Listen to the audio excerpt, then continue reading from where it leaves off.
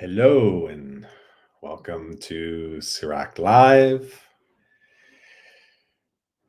I hope the time difference didn't confuse you as much as it confused me, because apparently where I am in Central Europe is only uh, it's it's valid for 1 week before the rest of the world catches up. I don't know who came up with this. Um, and why they came up with it, and whether the confusion is worth the precision that's hopefully behind all of it. Regardless, we have another hour and a half of refuge, and it's not meant to be an hour of escape from the week, but rather reflection, integration, finding answers to questions that have arisen. It's all there in stillness. We just have to make the time to be still, which the week goes by so quickly. It's often a luxury. So I thought of sharing some of my book writing progress today. The next book is already more than half done, and uh, it's an important reminder to be in the flow, to respond to the flow, and then how the flow actually energizes one. The moment we put things off, even just a little bit, even just, I'll get to it next week or even tomorrow, there's something that happens. You come out of sync with the inspiration, with the flow of energy that you are inspired by, and that you then feed off of. And so even little things like getting an intuitive hit, I should send an email to this person, or I should reach out to that person, I should do this little chore or something. This is one of the ways that life changes with greater awareness. It's just we hear those prompts better and more often and more loudly. And most importantly, we act on them, or we're more likely to act on them. It's gotten to the point for me where even the littlest thing of uh, tie your shoelace better I'll listen to it, and I don't know why it's there, but to be in that state of listening is far more relaxing, and it's kind of fun and adventurous and mysterious. And why should I untie the shoe and retie it again with more intention, with more presence? We'll never know. But we can't know anything anyway. That's the kicker. Knowing is one of the biggest illusions. When we act by what we think is knowing, we're acting by a past interpretation of something, a lens, a filter we had on some event. Next person standing right next to us had, even though they witnessed the same situation, had their own lens and their own filters on. They remember things differently. And we can also just reflect on probably bigger events in our life where over time our take on them changes. So, what's a memory then? What's reality? What's knowledge? What's knowing things? Big question mark, huh? Everything's up for debate and reinterpretation and reframing, and most importantly, for letting go. If we were just stuck on everything that happened, we'd really be stuck. But the ability to let it go is ultimately where our healing and our transcendence come from. So the mere fact that we can all probably agree intellectually even that you can let go of things, that you can work through and release the energy and process old emotions. We'll be doing that at the end of today, as always. So that alone should already point to the fact that Nothing is set in stone, nothing is permanent, permanently knowable. There's no knowledge that we can rely on that's going to be that way forever. It could change the next moment. So, how much really to rely on the knowing then? And of course, what we're talking about here is the inner knowing, the, or I'm sorry, the mental knowing. And the inner knowing is of a very different nature. That doesn't have the same type of flippancy and fickleness and disappointments associated with it. It's just the mental knowing. And when we try to focus our attention on, say, our breath, when we meditate, or even just when we're working on something, um, we can feel how our mind is all over the place. It's a monkey mind for a reason. So these things are often known in mainstream culture vernacular, and we just don't pay enough attention, enough awareness to kind of see through it, to see the wisdom behind it. The inner knowing, on the other hand, is in sync with what is happening. Big part of that is getting inspiration, downloads, hits, insights about what we should be doing. We could call it our conscience. Very few people actually live by their conscience. Amazing. But the concept of conscience exists. Everybody knows about it. And it's not just a story, everyone can feel it. When you're even in the most disconnected state, your conscience always speaks. And our job is just to listen to it. And the only thing that gets in the way of that is, of course, thinking that we know things, that we had made a plan for certain things to unravel, unfold a certain way, and we're trying to stick to the plan, and we spend so much time thinking about it. Thinking is madness. Certainly, overthinking, you can feel that right away, and it happens very quickly. I mean, within one thought stream, one rabbit hole, you quickly get to the place of, this is mad. This is a madhouse. I'm thinking about this and that and this and that. Even just picking a cereal from the supermarket aisle, choice overload happens, paralysis analysis. So we can't really rely on our mind at all.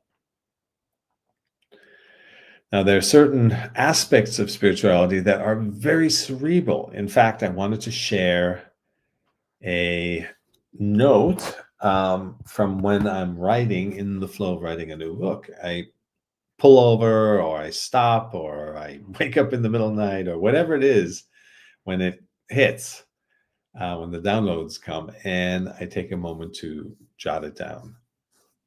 And one of the things I jotted down, which I wanted to share, it's obviously very rough. It's just meant to be a point that I collect, and then these points are connected, these dots. Once I sit down in earnest and see which ones fit, and then you kind of see a flow. And so it's a process. Anyone that's taken my writing courses, it's a process of starting broad, just capturing things in bullet point and keyword form, and then and a lot of that happens while you're just out and about. So you're never not writing, essentially. In fact, probably most of writing happens when you're not actually sitting there. That's when you collect it and give it more specific form. But inspiration comes from connecting with people, connecting with nature, just walking down the street and being present and observant and noticing things. And the ideas just come. Nothing needs to be forced. If it is, which I've tried, it just doesn't work that well. And you spend so much time and energy laboring, and it just doesn't feel right. And you wind up rewriting it, and you learn.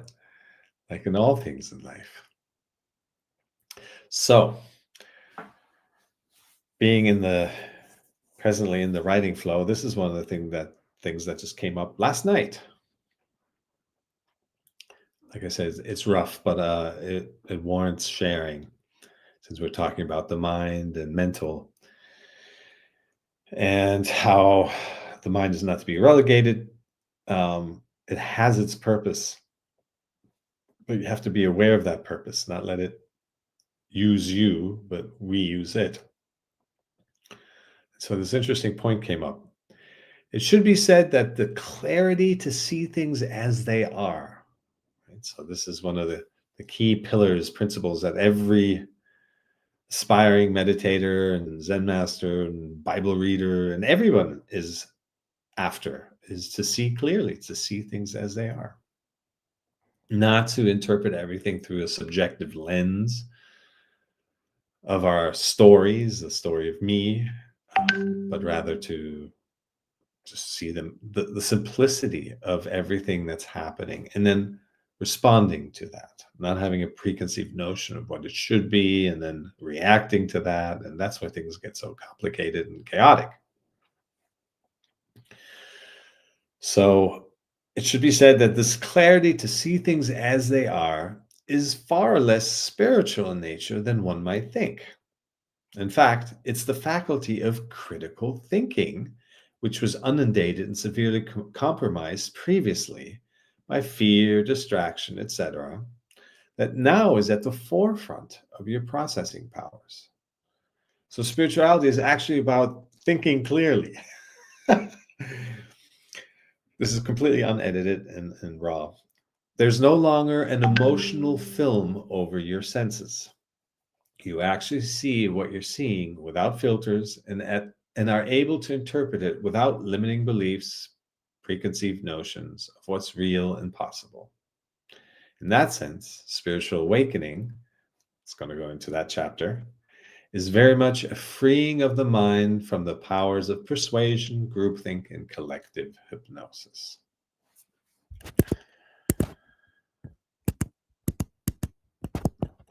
All right. So it is interesting to note that when you start seeing things as they are, you no longer react, and the reaction is a mental clouding of things. And now that you've been, practicing presence and breath awareness, thought awareness, and body awareness, and all kinds of awareness, you now can think more clearly and see things more clearly. In fact, I have a slide that I use in one of my workshops that is all about, it's titled Popping Thought Balloons. And the focus of the slide, I think it has 4 or 5 points on it. I'm going to pull it up just a moment, is to illustrate that throw out the word spirituality because it hampers a lot of people from getting into this subject area because it has all kinds of connotations and dogma and stigma and trauma for many associated with it. In India, for example, it's considered something that you do later in life when you're retired and have the luxury of doing nothing. That's a comment I've heard many, many times over. So I assembled about, I'm going to look at it right now, 5 thought balloons that are very, very logical, very rational. Anyone can get it, anyone can understand it. And when you become more aware of it, you can pop them. So I call the exercise popping thought balloons. And the point again is to bring home the idea that it's not thinking is in and of itself not a bad thing, but overthinking, thinking as the leading charge, that's where the complications, the chaos, and the fear, time, past and future projections, expectations, um, concepts. All of that exists to confuse us. And there are parts, however, where the thinking mind can see things and process things in a way that keeps us present, right? We still need to use the mind to navigate, but giving it a certain structure, a framework to navigate within, then suddenly we really harness the power. So I'm going to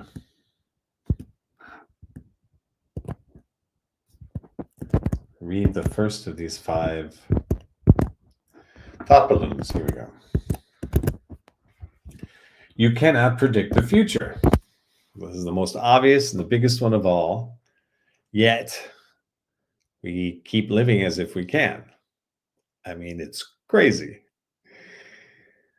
All the planning, all the anticipation, all the control, steering, wanting things to go a certain way, sitting down and you have your 1-year plan, 5-year plan, 10-year plan. From all directions, we're told we need to act as if we can predict the future. And it's the single greatest source of stress and frustration and disappointment when life happens differently. And it always does. So what's even more remarkable is that we don't change course after even just a handful of times. You'd think, even in your childhood, that, well, I plan for things to happen this way. Even just the course of your average day doesn't even have to be a big thing. And it happened differently. This happened that I didn't expect. That happened I didn't expect. Some of those unexpected things are uplifting even. So it's not even about that all unexpected things are bad. They're only bad if you're comparing them to what you think should have happened. And as we said before, knowledge is so unreliable. But you think you know what's going to happen, and then when it happens differently, we get upset. It's just a complete form of madness, and probably because everyone does it, everyone keeps doing it, and the institutions of the world, which is designed by and for lower levels of awareness, it keeps reinforcing this madness in everyone. There's not a single day that you can really, at the end of the day, say, oh, today everything happened according to plan. Somebody once raised their hand in the audience and they said, whose plan?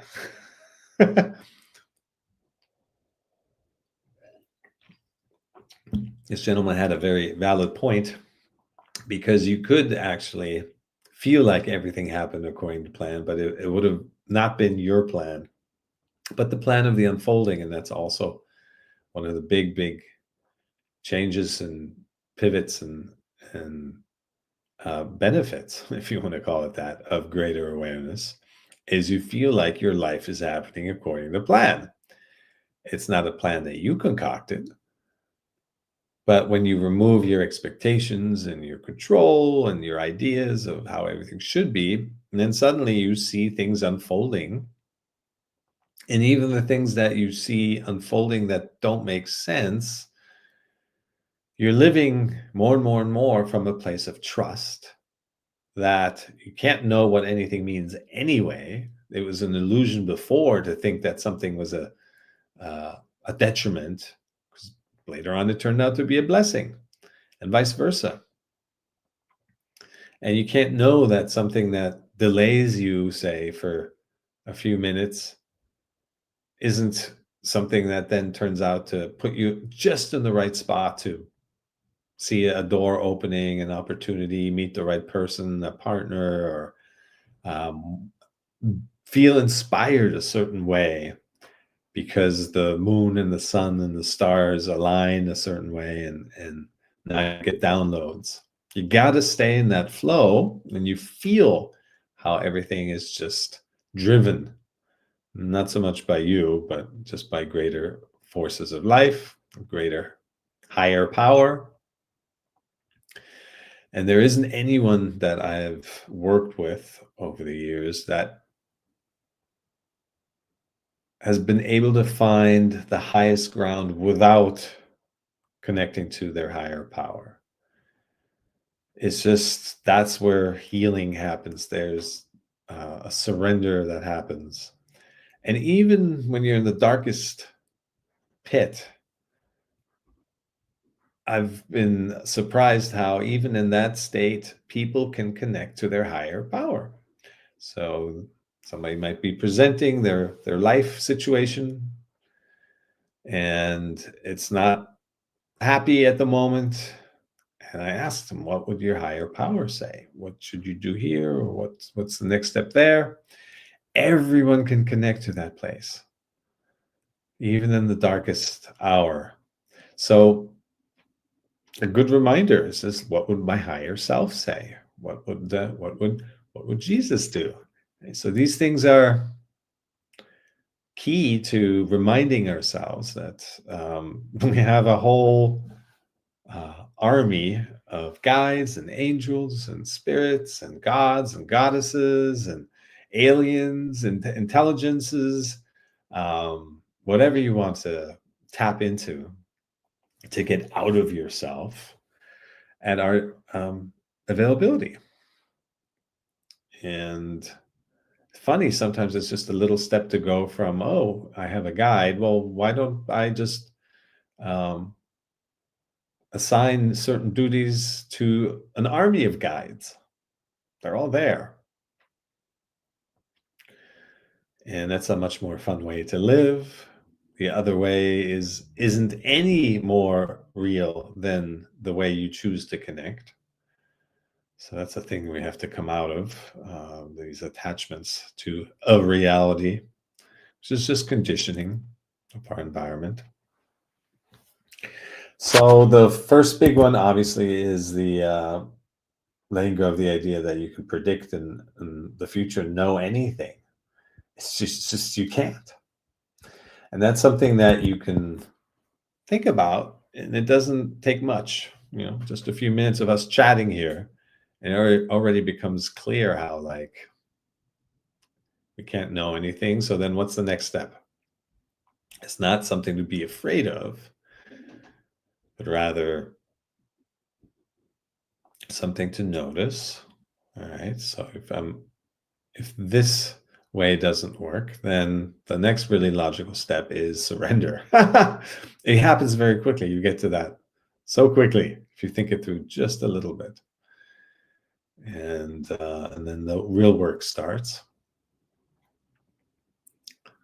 But it's all cause and effect, this universe. When you surrender, you'll very quickly feel lighter.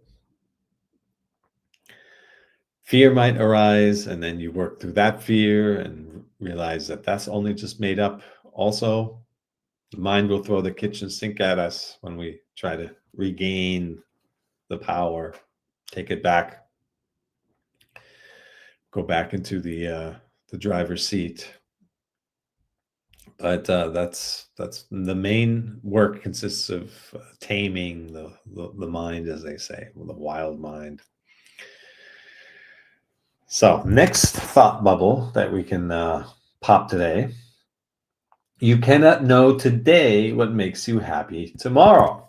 Oh, another big one.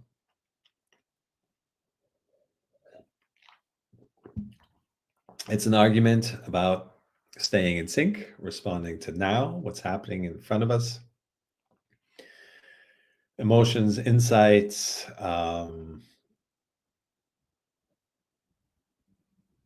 the call to stillness. When we're with greater awareness, we start to just have a completely different assortment and collection of tools and ways that we want to spend our time. Stillness, rest, reflection. We realize that's actually not being passive, that's actually refueling, but even more so, it's re-inspiring, it's reconnecting.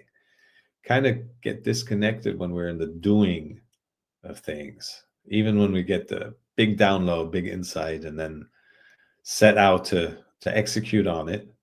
we lose a little bit touch, because what we give our attention to is where energy flows. So we get into the doing and we get a little bit away from receiving mode because it's time for doing. That's okay. But so it's good to have reminders to get back to our connection to source, and that place that has all the answers, has all the guidance. I mean, some people prefer to be in that state continuously. Whatever our lot is, as one might say, in this life, there's no right or wrong. We're already sensing that. Nothing's right or wrong. That mental right and wrong. So when you feel like something inspires you, something can produce some happiness, some joy, some excitement, why put that off? The moment we put that off, even just for a week or a day, let alone a year, as we sometimes go, oh, I'll do this next year, or whenever I have time, some open-ended, when the opportunity arises, or even later in life, as we said earlier about spirituality in India among the young generation. Then we take ourselves out of sync with the happening. The moment of inspiration was an accumulation, a culmination of just the right time, just the right tuning, just the right setting, just the right alignment within us. And if we don't act on that, then, well, tomorrow will be a different time, a different setting, a different alignment, different tuning. Hopefully, we respond and act in alignment to that then. But what we felt today in this moment is kind of not real anymore. It's even if we kind of somehow go back to it, it doesn't feel as fresh. And the longer we wait, the less fresh it feels. Well, it's because the energy has shifted, the energy has changed. If the time difference is considerable, wait a month or 6 months or a year, you're going to be a different person.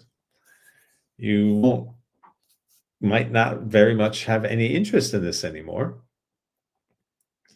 The elements of your life have changed. And so you can go your whole lifetime just putting off, and then realizing when you do get to it, if you get to it, that it's just not as inspiring anymore. A lot of time when we feel like we want to do something, but we wait, we delay, and then we find ourselves struggling to motivate ourselves to get to it, to do it. Well, the longer we wait, the longer we're out of sync, the more it becomes artificial, right? To get to it. And so a lot of the lack of motivation or procrastination, I get that question all the time. How to deal with procrastination? Well, first thing to look at is, are you doing something that's out of sync? Are you trying to connect and get excited by something that came to you a week ago or a month ago, or that you've just kind of been dribbling along and now and then giving your attention to, and it's just grown stale, and you struggle giving it life? Well, that could be the very first thing to look at is are you in sync with that idea? The other thing to recognize is that ideas come and go, and just because you choose not to engage with one consciously, with intention, with awareness, doesn't mean there won't be another idea. There's an endless ocean of ideas and creativity.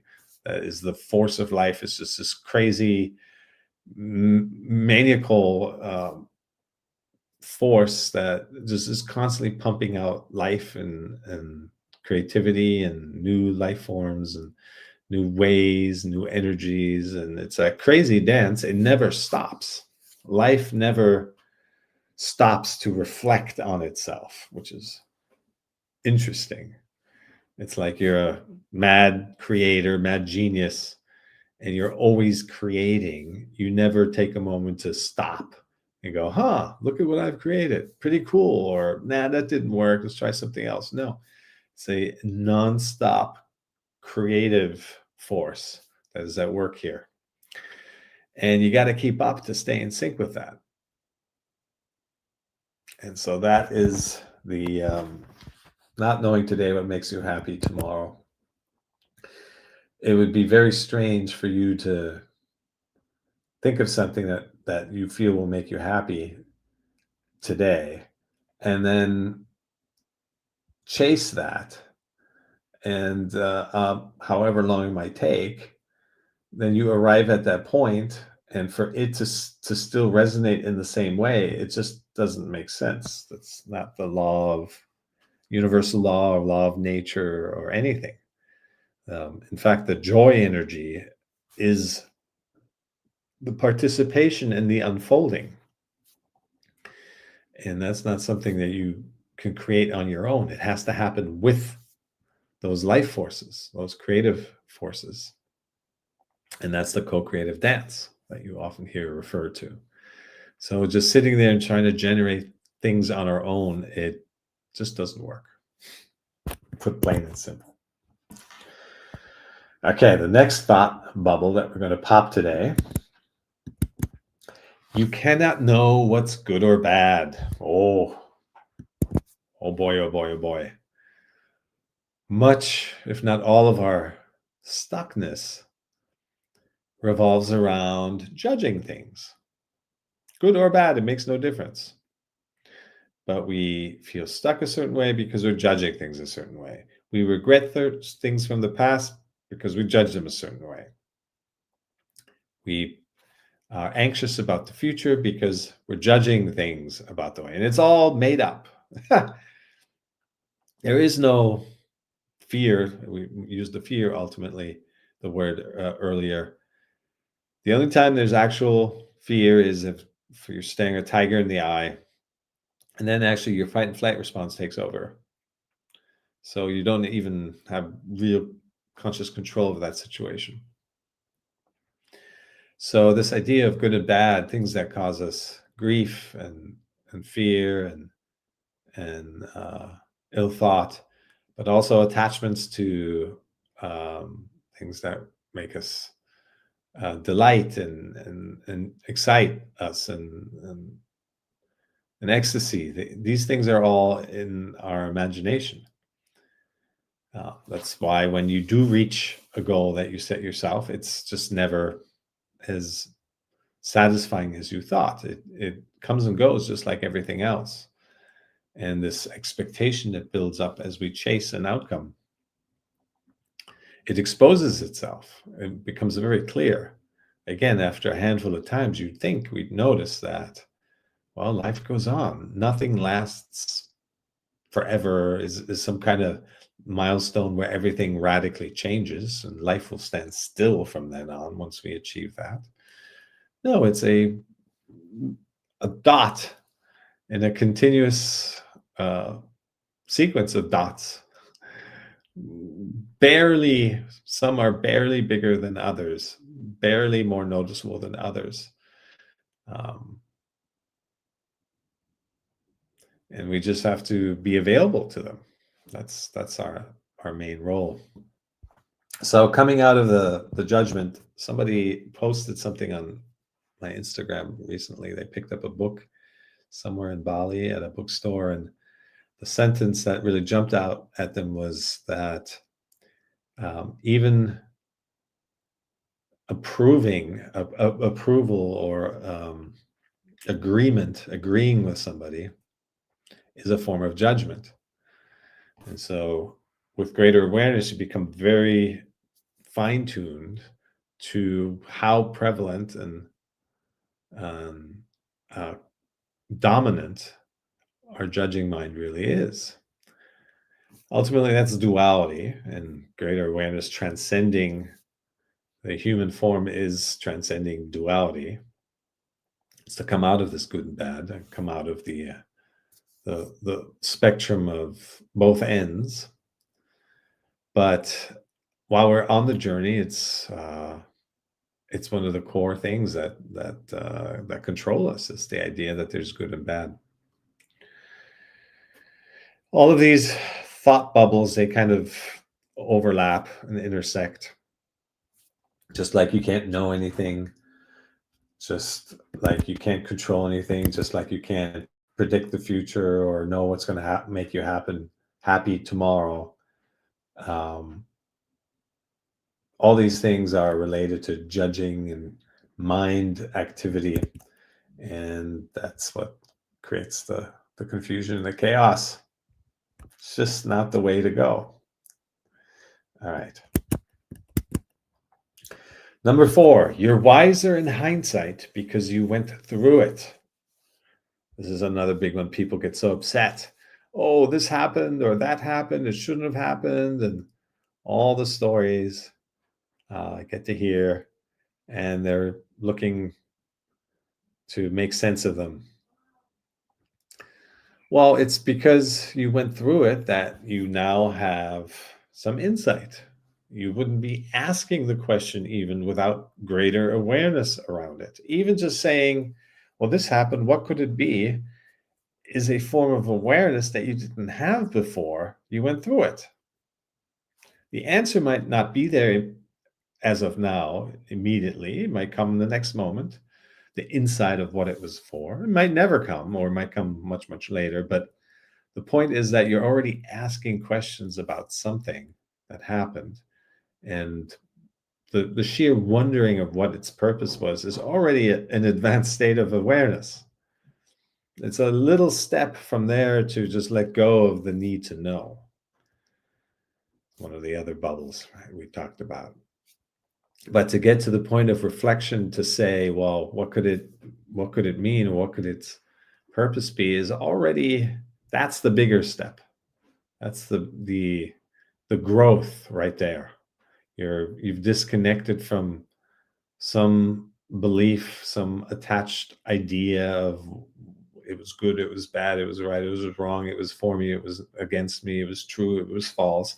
That happened because of this, or that didn't happen because of this. All of these are just very limiting beliefs, limiting mental activity. And to come out of that, out of the identification with thought, and to just say, I wonder what that was about. That's already huge. That will take you all the way. If you just keep that as a mantra, wonder what that was about. And then you start to fine tune that and go, what does that say about me? And now you're starting to integrate and peel back layers of your own conditioning and see that life is just a mirror, that how you were interpreting the situation is just because of how you're tuned. And then suddenly opens you up to manifestation and data streams and connecting with, the multiverse of things, or past lives, and how your, law of attraction, how your energy uh, aligns you with a certain truth. So it gets fun from there, from that initial limited space. If you just start questioning things, the truth starts to reveal itself. And it's not something you have to create. It's not even something that you take on, but it's the truth, the universal truth of things reveals itself. You recognize it, which then means, oh, it was always there in the first place. It was just blocked by layers of conditioned thought, of pattern behavior. And the fact that you're questioning it now already means you've let go of a lot of those layers. It's good. All right.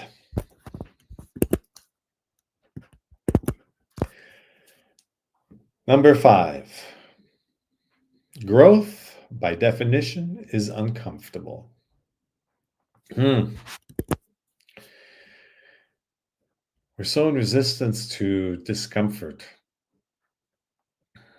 Most of that is, of course, our reaction to our feelings, the sensations in our body will talk about that a little bit more today as we go do our exercise, our conscious release exercise. But to recognize this was a big game changer for me, it is for anyone to really tune into the biology of things, if you want to put it that, and notice that when something outside of you happens, you pick it up, you perceive it through your senses: sight, sound, hearing, tasting, touching, feeling. And then a part of the mind interprets those senses, whatever you picked up. And that interpretation happens based on past conditioning. That's why a person standing next to you witnessing the same situation has a completely different take on what happened. That's why you can show the same evidence to a jury in a courtroom and they come up with different conclusions. Very few people, if anyone, is actually living in objective reality, meaning a reality that is free of the filters of the mind. So, as a response to the conditioned interpretation of what our senses pick up, that interpretation shows up as a sensation, as a feeling somewhere in our body. Could be a pleasant sensation, could be unpleasant sensation. That's really the two options we have. And then something happens. We react not to the thing or the person that said something or what happened, the external event. We react to the feeling, our interpretation of the external event. And that is the point where you can create incredible change. And that's the point where we develop our awareness muscle, is to, when we meditate, to observe your sensation, to allow it to be, not to react to it any longer. Because if you react to it, oh, this is negative, it's unpleasant, I don't want this, you push it away, that energy gets stuck, that conditioned response gets reinforced. And whenever that situation or something similar happens again, the external event, you're just going to react the same way. Nothing changes. This is how the definition of stuckness, the signal chain of stuckness. Good one, huh? And if it's a pleasant thing, we cling to that. Ooh, I want more of that. We don't want to let the external thing go. We want to hang on to it and rearrange the pieces so it doesn't stop, it doesn't change. We want more of that. And that too is a form of stuckness. And it turns into fear, and fear of losing that feeling, a sense of lack, and feeling out of control. Everything comes up, and the whole thing turns very negative very quickly.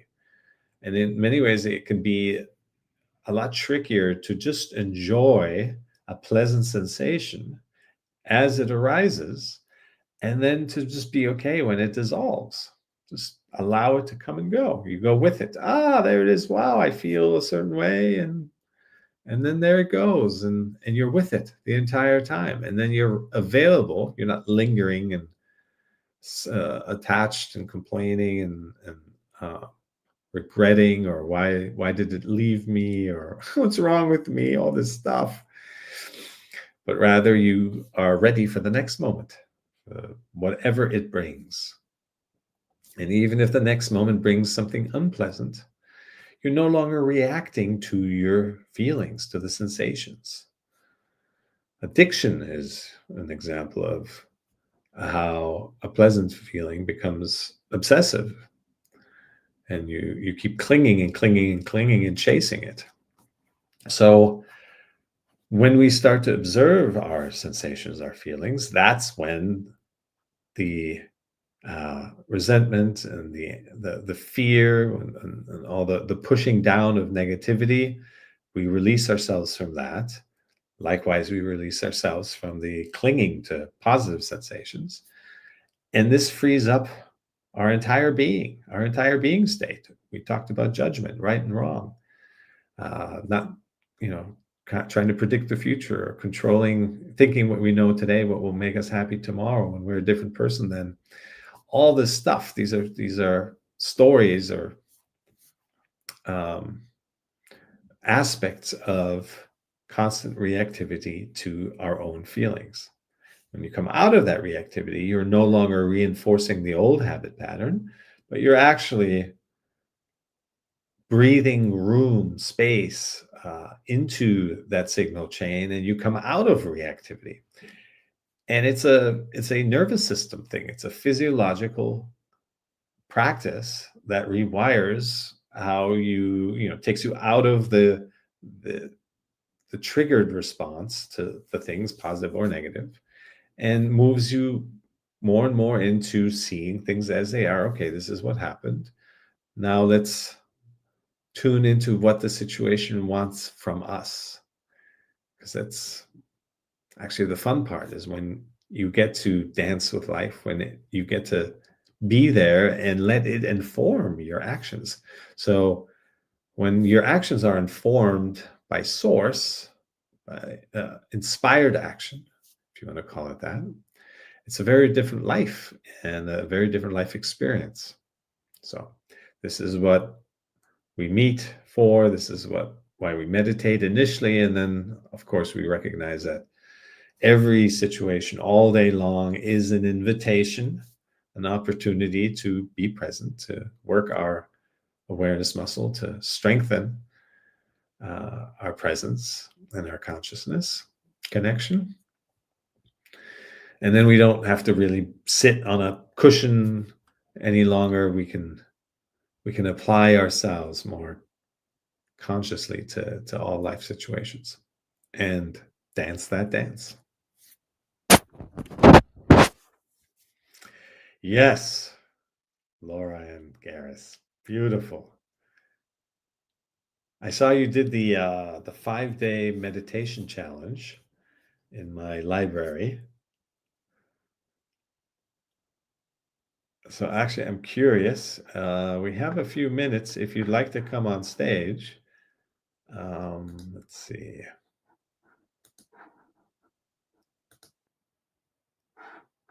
Ah, yes.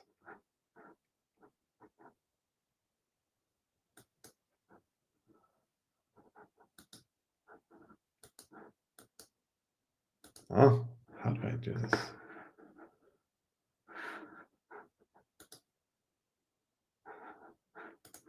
I don't know how to invite you.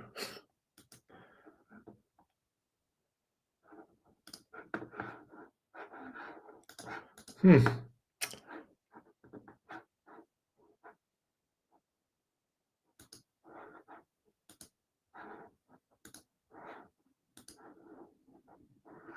Hmm. All right.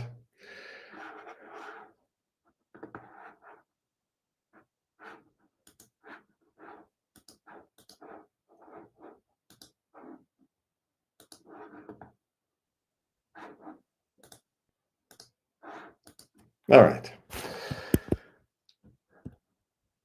So there we have, those are the 5 thought bubbles that we popped today. Number 1, you cannot predict the future. Number 2, you cannot know today what will make you happy tomorrow. Number 3, you cannot know what's good or bad. You can't know anything. Number 4, you're wiser in hindsight because you went through it. There's nothing to be complained about. You're always wiser. And to think that, oh, you should have known to do it better then, it's an illogical thought, because you know now a better way to do it because you went through it that way. And number 5, growth is by definition uncomfortable. And that's something just to got it. And that's just something to shift in our mindset into a student mindset. Life is a teacher. We are the student, and we're here to grow. We're here to awaken to our true nature, to our true essence. And that means a certain level of discomfort, but it's a lot less uncomfortable when we come out of the reactivity to our sensations. So that's what we're going to do for the remaining session. We're going to Connect to our sensations first. We're going to spend about 10 minutes focusing our mind. It's something that first section, first meditation is something you can do in any circumstance. If you're preparing for something, if you're sitting down to get some work done first thing in the morning, just to center yourself, ground yourself, come out of those thoughts. Notice what the state of your mind is. The noticing is what calms you. It's not wanting the mind to be calm. It's accepting that it's busy. It's accepting that today my mind is all over the place. It's also accepting that, hey, maybe today your mind is still, and you accept that. So, yeah.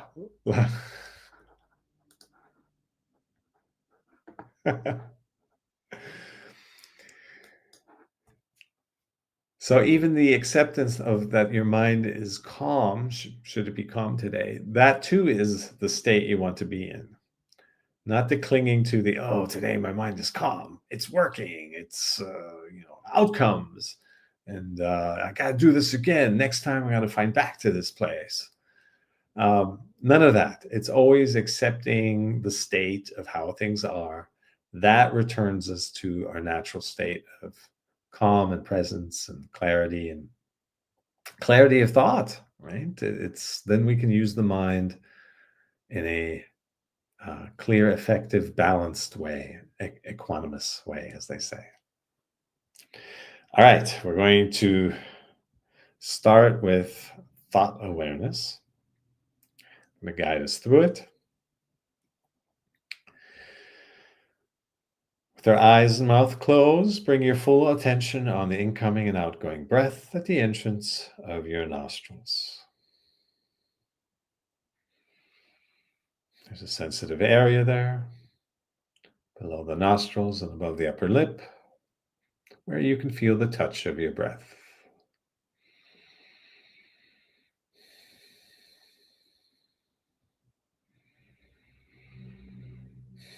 If you have trouble locating your breath, you may breathe slightly harder once or twice.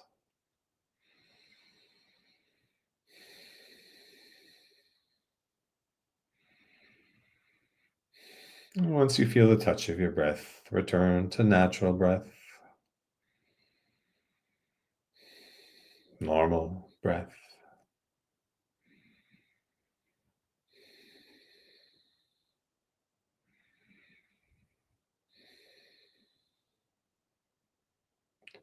Let the detail of your breath pull you in closer, closer to the present moment.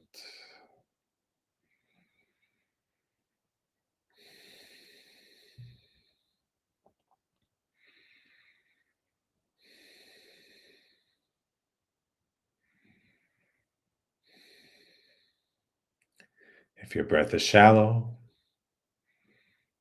let it be shallow.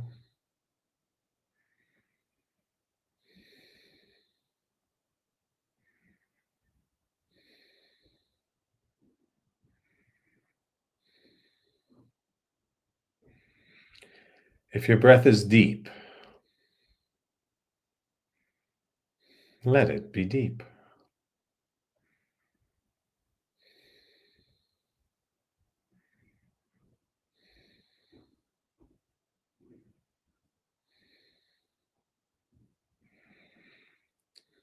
If it's more in the left nostril, let it be the left nostril.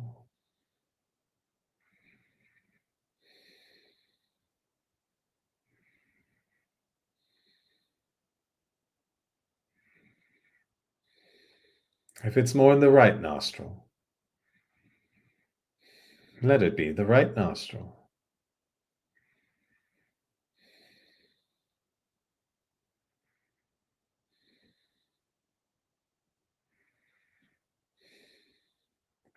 Or if it's in both nostrils, let it be both.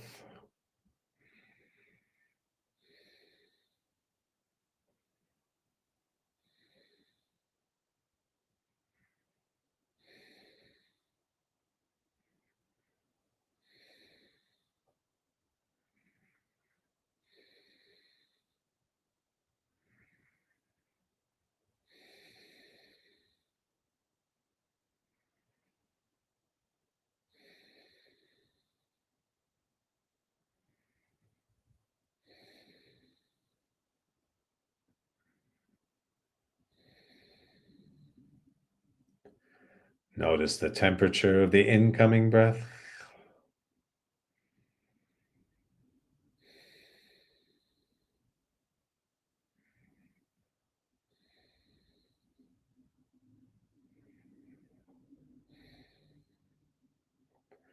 Notice the temperature of the outgoing breath.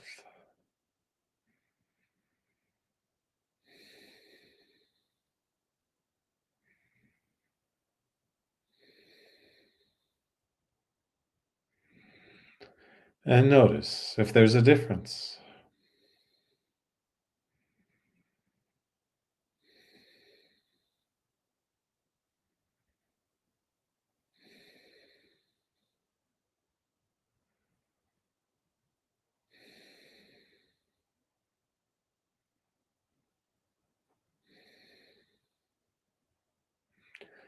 Notice the pace of the incoming breath.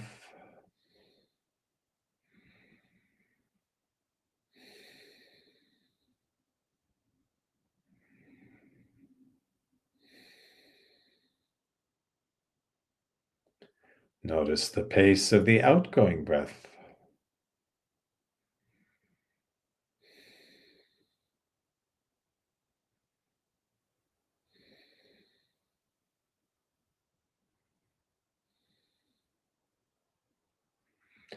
And notice if there's a difference.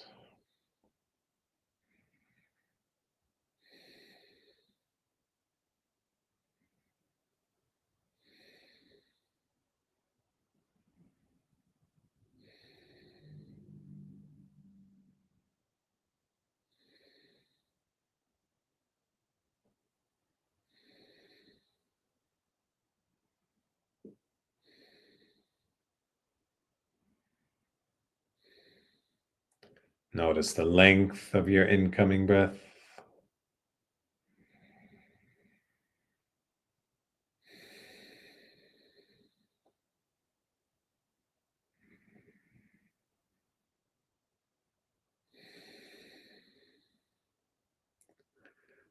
Notice the length of the outgoing breath.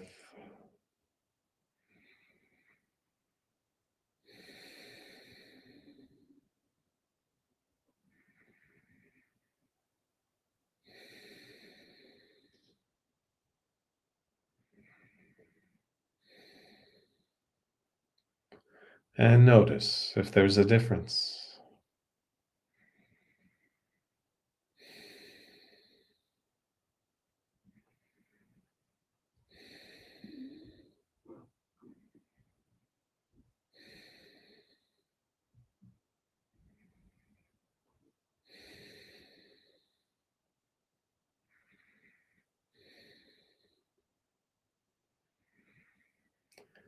Notice the pause at the end of your inhale.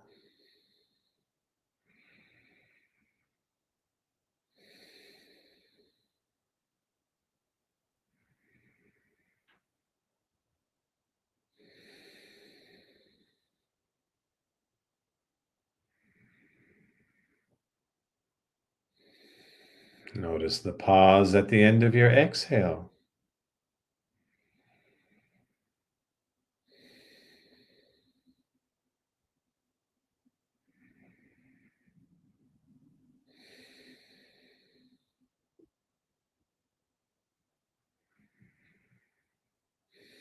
And notice if there's a difference.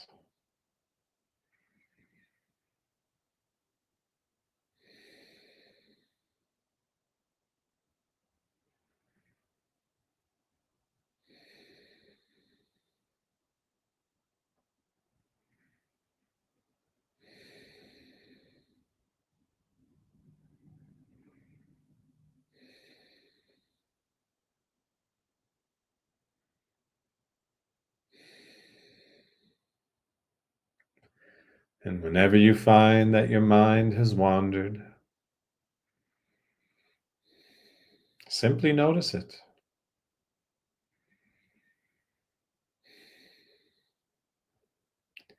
And without frustration, without dismay,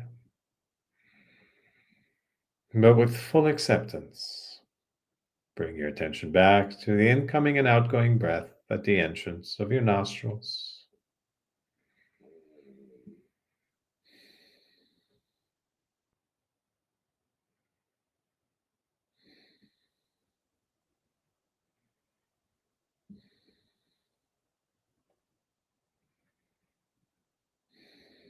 Natural breath.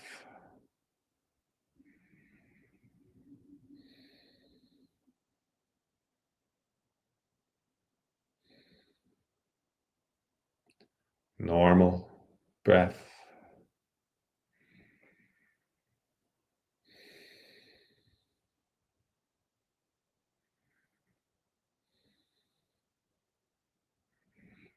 Observe your breath as it is,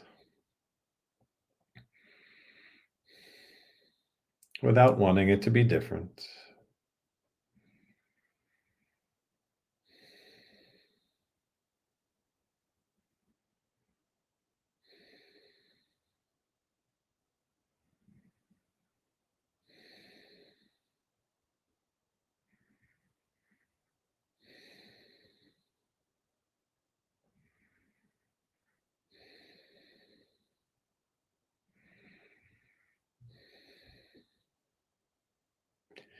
Now gradually shift your attention to the top of your head, your crown chakra, an area about the size of your fist, and observe any sensations that may arise.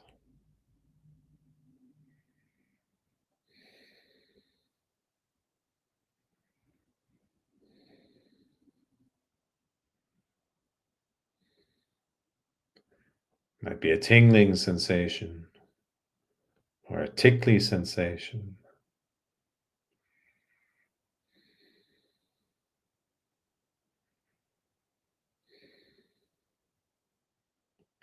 Might be a prickly sensation or a stinging sensation.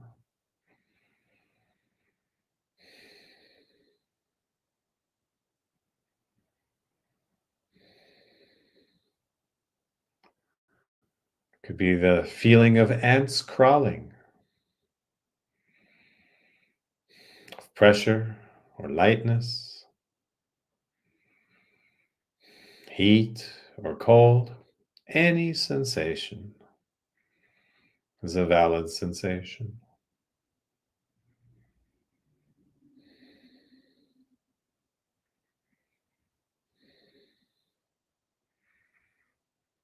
No need to look for a particular sensation. Simply observe what is.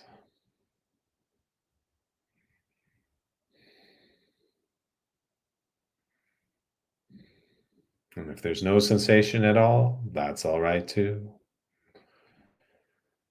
Just observe. Just observe.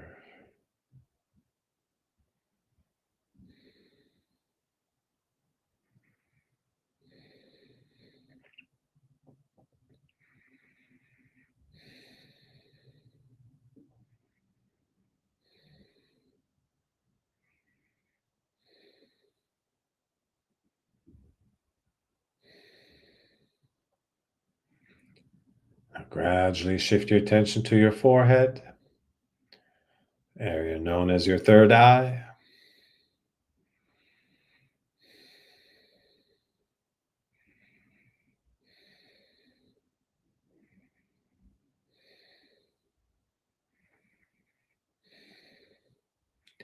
Now continue on to the left side of your head,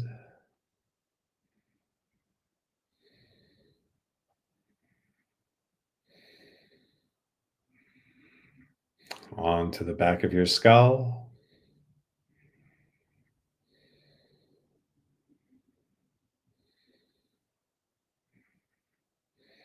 and the right side of your head,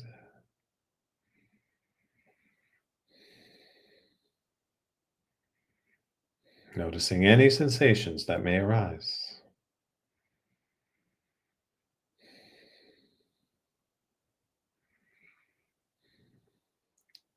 And move your attention into your right eye socket.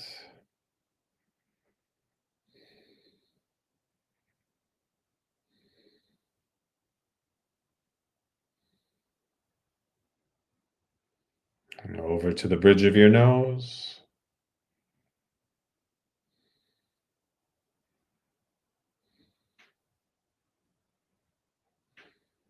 onto the left eye socket,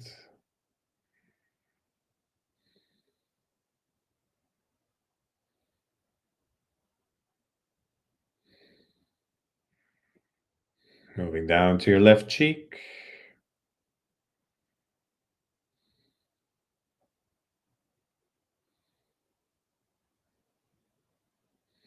and over to your lips,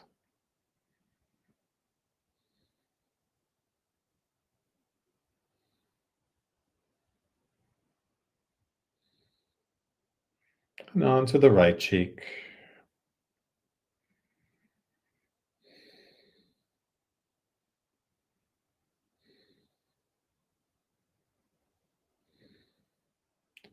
And down to your chin.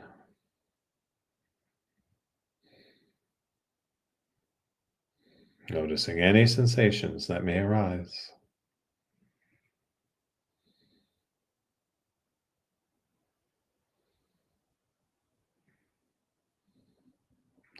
Moving down to the front of your throat.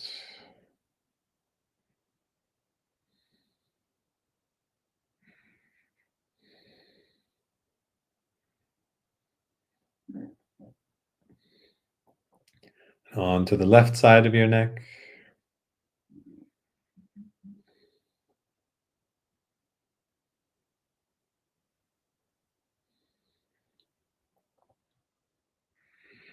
And the back of your neck.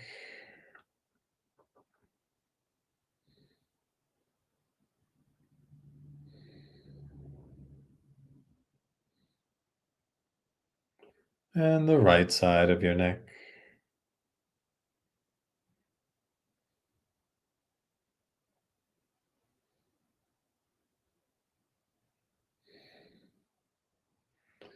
Moving down to your right shoulder.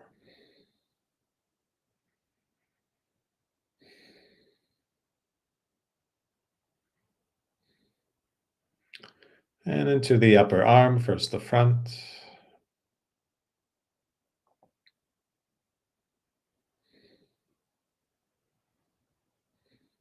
And then the back.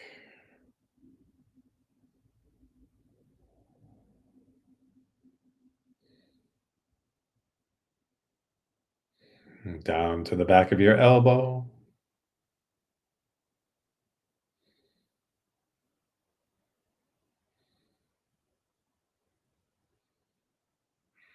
And around to the inside of your elbow.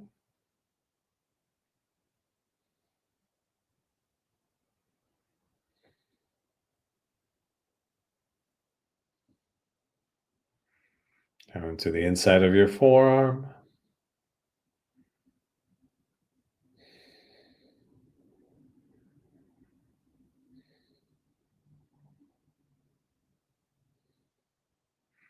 And the outside of your forearm.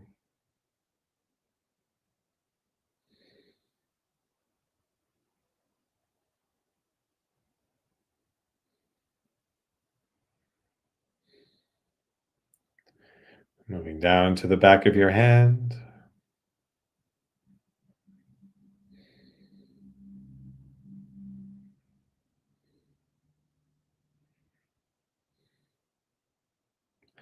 And around to the palm.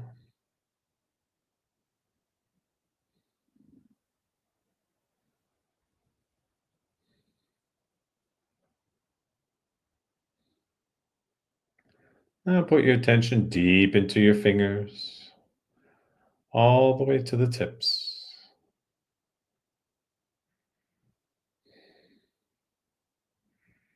Noticing any sensations that may arise.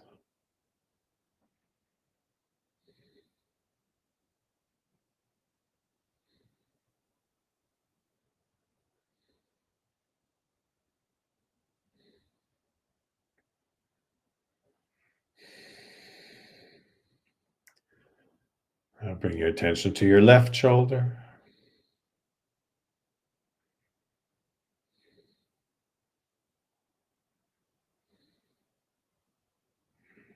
Down to your upper arm, first the front,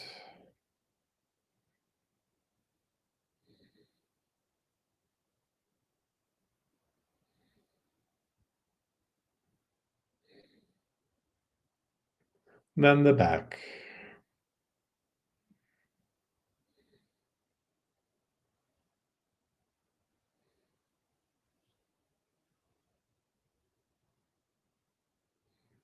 Going down to the back of your elbow,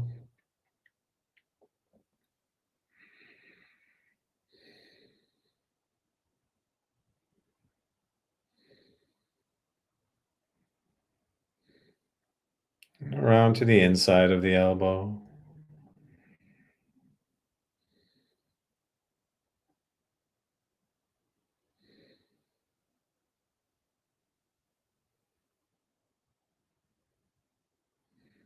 down to the inside of your forearm,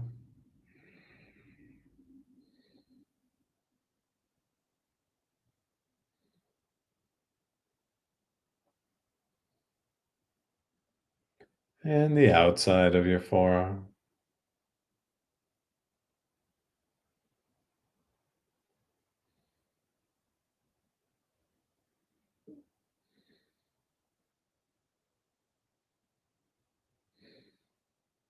Moving into the back of your hand,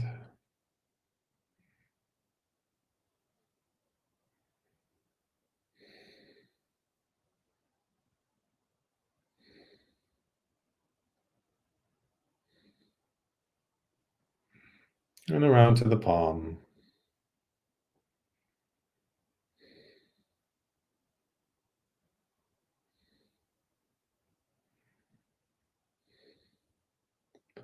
Now put your attention deep into your fingers, all the way to the tips. Noticing any sensations that may arise.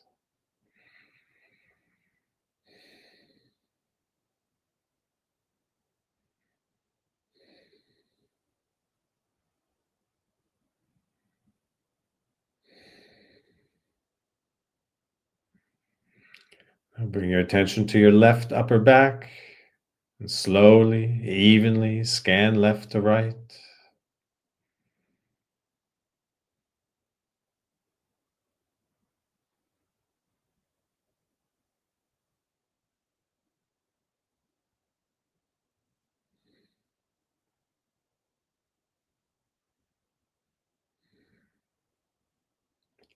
Moving down to your right middle back, slowly, evenly scan right to left.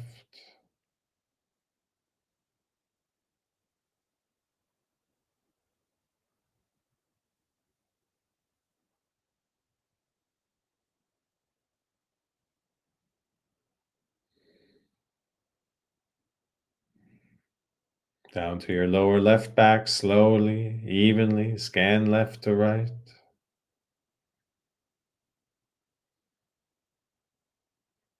Noticing any sensations that may arise.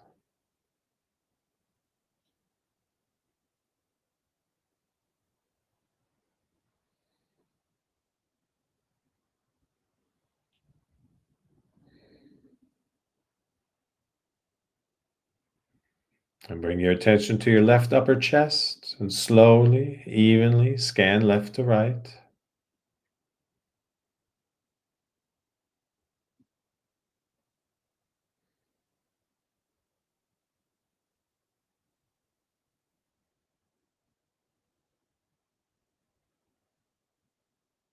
Moving down to your right rib cage, slowly, evenly scan right to left.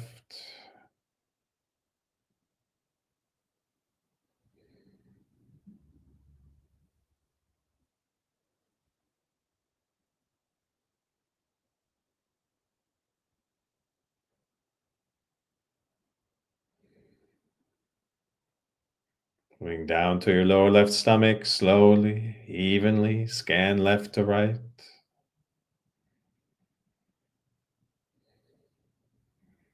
Always noticing any sensations that may arise.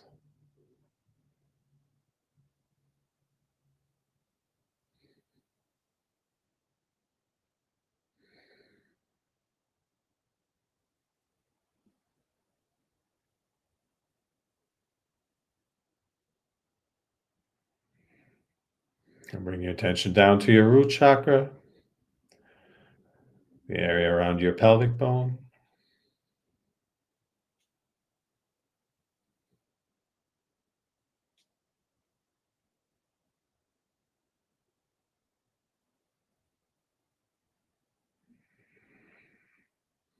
And gradually move your attention over to your left hip.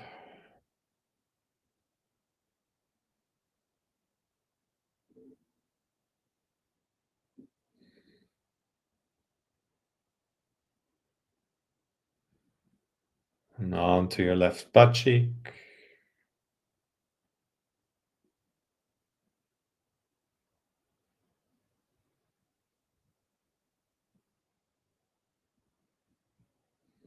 And the right butt cheek.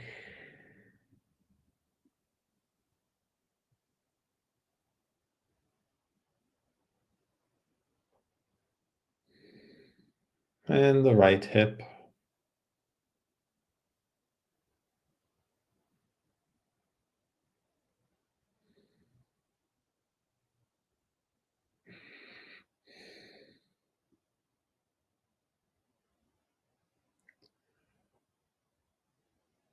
Moving your attention down to your right upper leg, first the front,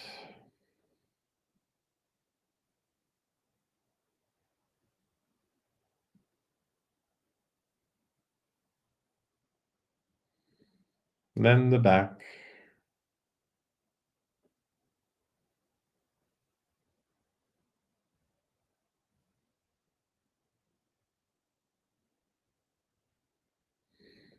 moving down to the back of your knee,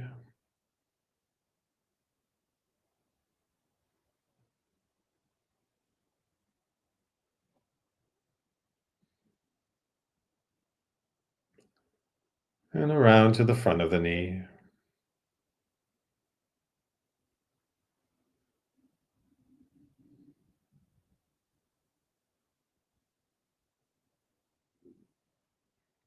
Moving down to your shin,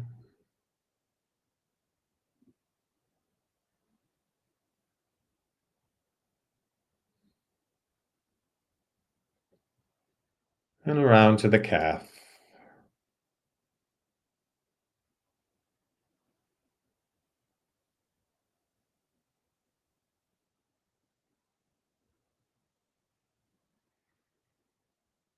Now, starting with the heel, slowly, evenly scan across the bottom of your foot.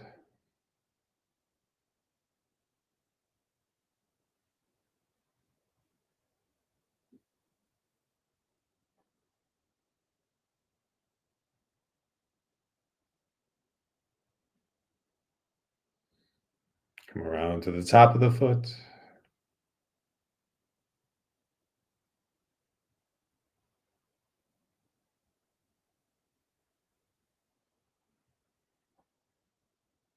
And now put your attention deep into your toes, all the way to the tips. Always noticing any sensations that may arise.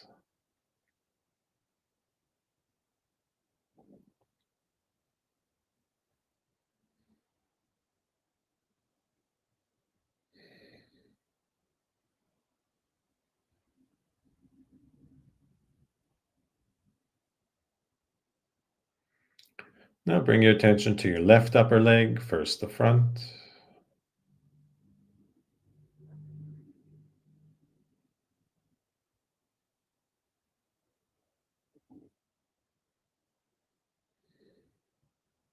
and then the back.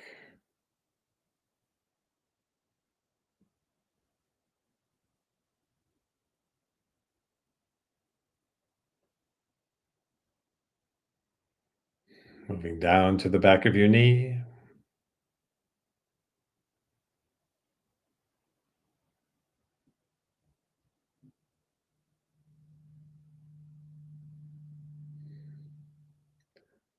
and around to the front of the knee.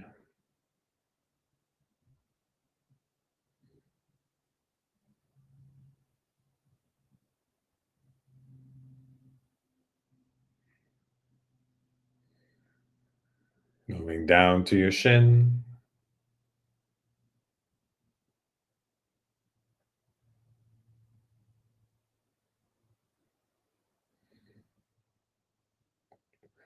and around to the calf.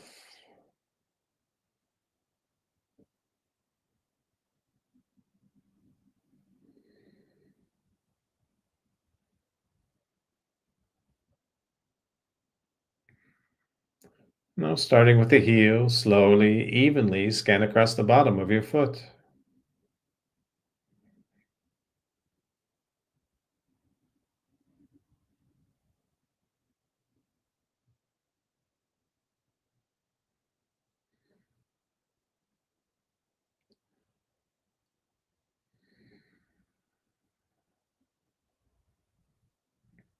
Come around to the top of the foot.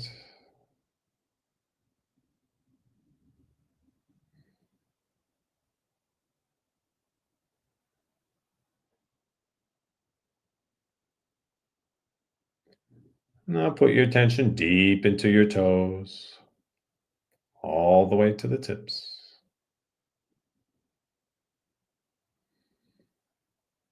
Always noticing any sensations that may arise.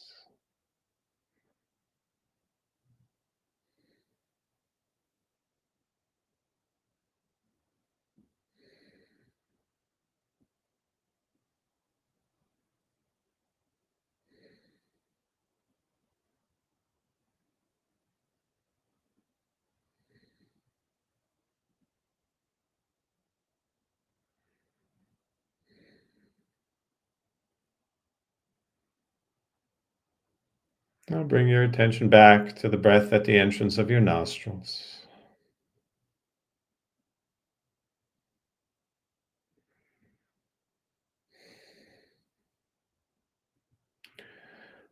And notice any flow of subtle sensations throughout your body,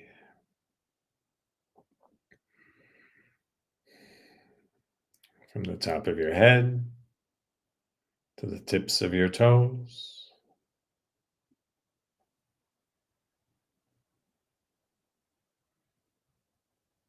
from the tips of your toes to the top of the head.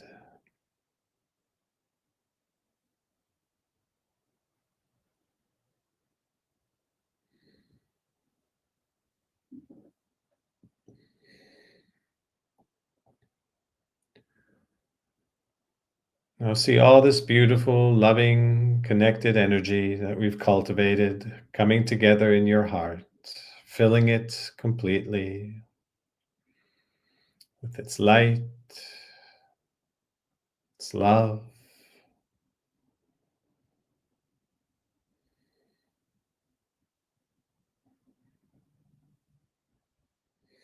Now see this energy emanate out from the heart into the environment, into the room around you, filling it completely,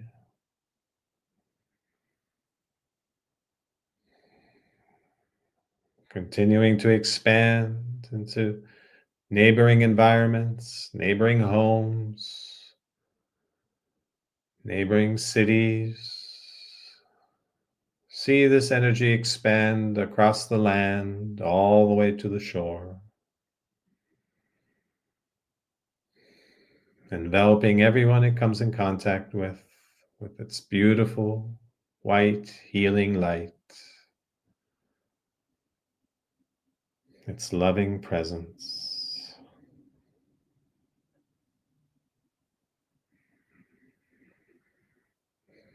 See this energy expand across the oceans and to nearby continents, across mountain ranges, across lakes and valleys and fields,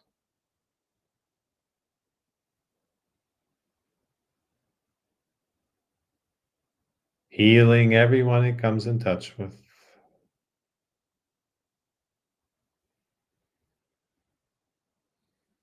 Your energy now spans across the entire globe,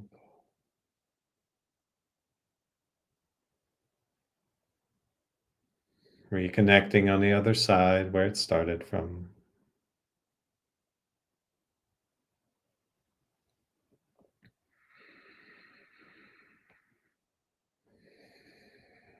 You see this energy catapulting down to the center of the earth, filling it completely with our love, respect, our gratitude for Mother Earth.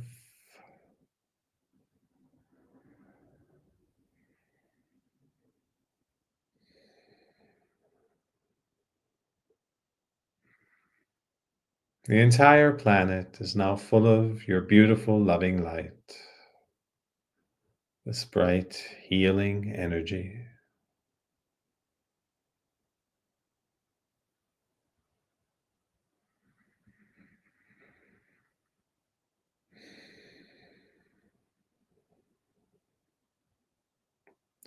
Now see the energy bounce back from the center of the earth, shooting up into the sky,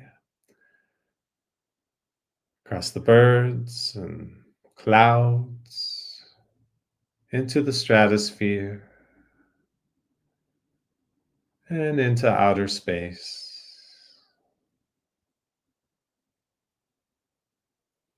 touching the moon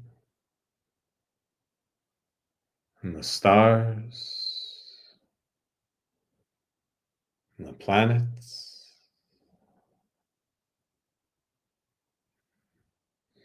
and the sun.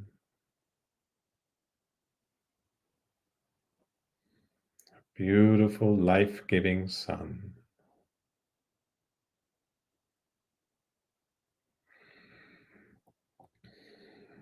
See your energy fill the entire galaxy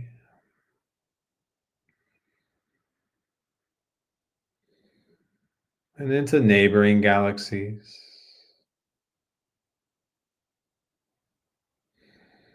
and everything that lies beyond.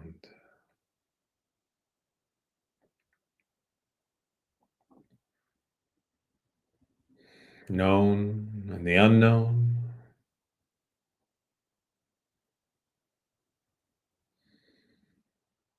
material or immaterial.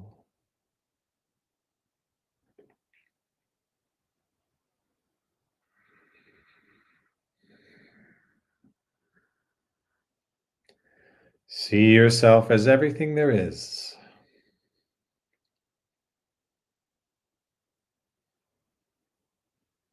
and everything there is you.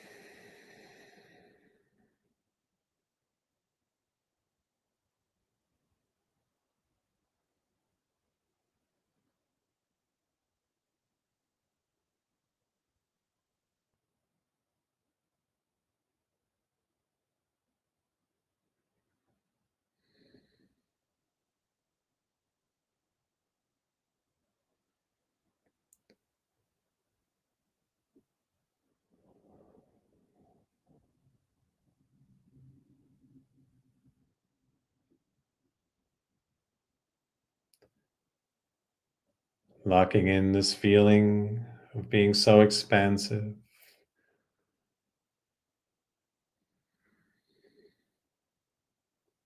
Can now slowly bring your attention back to the room that you're in.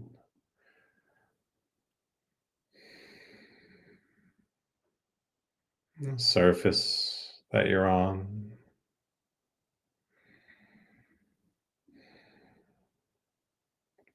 Noticing the weight of your body.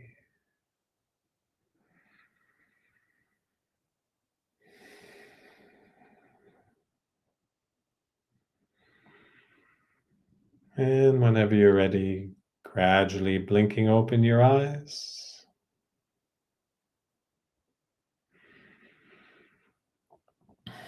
Noticing your environment.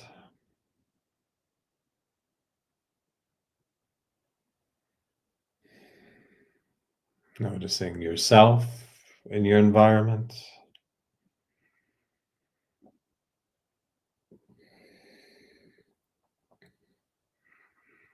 Noticing the fidelity of your senses.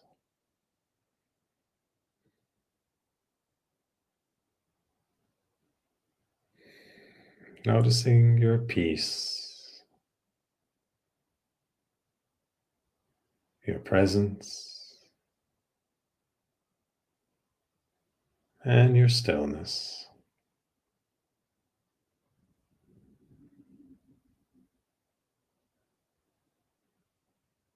Stillness is not the absence of sound.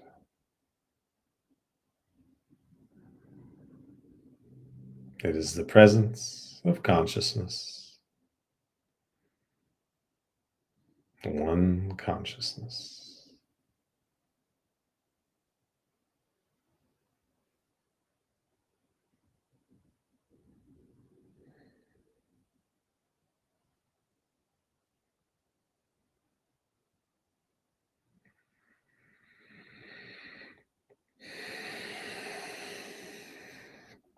And I thank you, everyone, for your presence.